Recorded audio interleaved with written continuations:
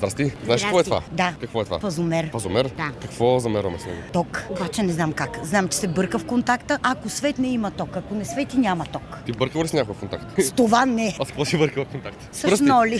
С шноли? Ама какви метални или... Метални, разбира се. Метални. Ама електрически или не? Не. Имам белек на пръста. Белек от какво? От тока. На какво си държава, че... Метална шнола. Метална шнола в контакта. Налага ли се често да правиш ремонти у вас? Да, за жалост. За какво ремонт? Не, обичам за всичко. Дай пример. Ако си харесам нещо, веднага го сменям. Цвят, всичко. Биш ли да сменяш често нещата? Да. Кой ги прави ремонт у вас? Хора. Хора? Не, аз най-вече, мои приятелки. Големи майсторки? Най-вече в 3 часа сутринта. 3 сутринта. Какво ремонтирате? Мъжете си? Не почваме да сваляме тапети. Абе, тук е много грозно. Я свали тапетите, пуснеме децата да свалят тапетите и почваме ние да лепиме.